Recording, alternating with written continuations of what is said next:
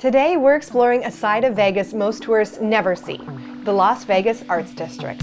A relaxing creative hub filled with street art, indie galleries, cafes, vintage shops, bars, and local restaurants. Seriously, there is so much here. This is the real Vegas. And at the end, we'll share our list of Vegas recommendations, including a bunch of extras in the Arts District. Let's kick things off with some coffee and a quick bite at Dig a Coffee Co.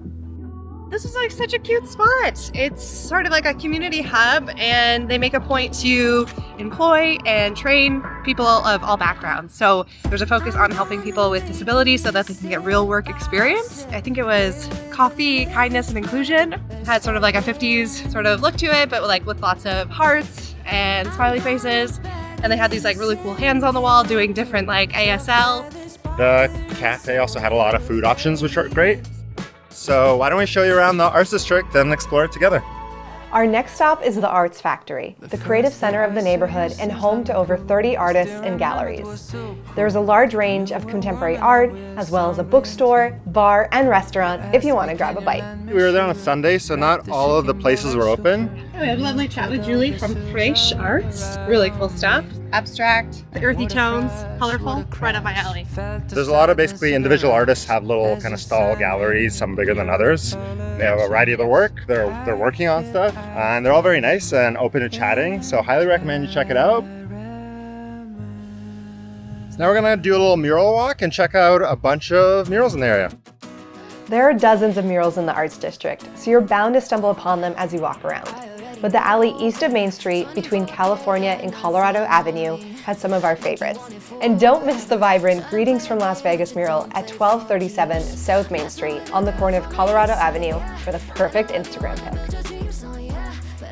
Now we're on Main Street, and basically there's a lot of vintage shops.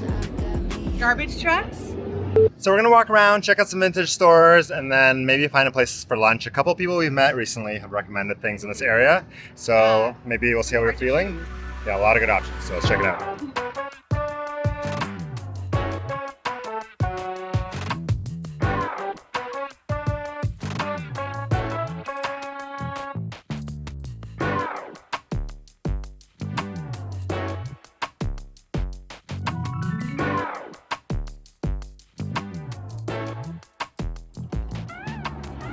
What flavor did you get?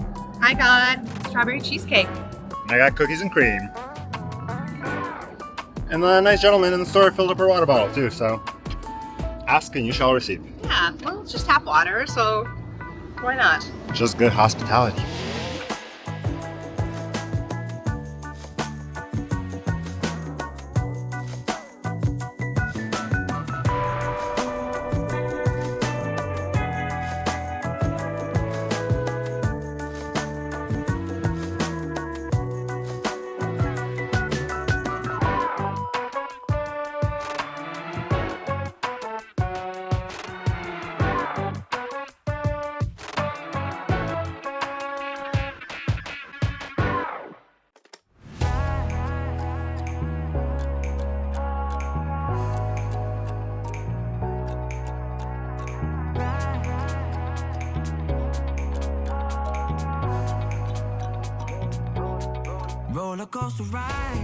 What'd you think of the market? Oh my goodness, it was fun.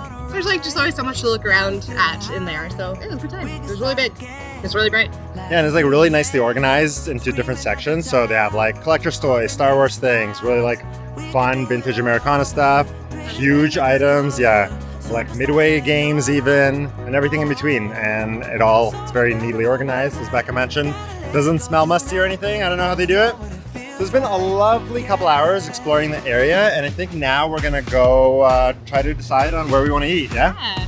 We had great recommendations for restaurants in the area. Find them all in our Google Map guide at the end of this video. After peeking into a few, we decided on Able Baker Brewing Co., a local brewery inspired by the region's connection to the atomic age. Curious about all the ducks? Legend has it that a duck was the only animal to survive the atomic tests, wandering away from the site and earning the name the Atomic Duck. Pro tip, if you go to a bar and they have like a lot of beers, very often they'll actually let you try it, kind of like an ice cream shop. So just ask, sometimes they won't, but they're also great at giving advice. They're like, oh, I like a light, refreshing beer, or I like a heavier stout. So Becca got the guava ginger, and I got the El Pato Loco. which is like a Mexican lager. Very refreshing. Mine's a sour. The guava ginger a go-go. And it's nice glass. Delightful. Cheers. All right, our food arrived, and I got the Cobb salad, holding the blue cheese, and the blue cheese dressing. And then we got some street tacos, which is like beef, pickled onion, and a lot of spices and salsa. And then Becca got The crispy cauliflower bowl, which also comes with mac and cheese, jasmine rice. There's some cabbage underneath with cauliflower and some furikake, a sneeze, and some green onion. All right, let's dig in. Really excited. Plus the vibe of this place is just really awesome. Lively, but not too crazy, and just like having the garage doors open, you get a little bit of that lovely outside sunshine. Able Baker was a relaxing way to cap off our day.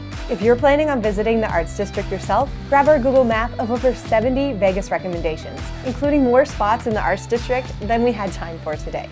Stay tuned for a peek at our next adventure. But if you enjoyed this video, you'll also love our 18 fun things to do in Vegas video.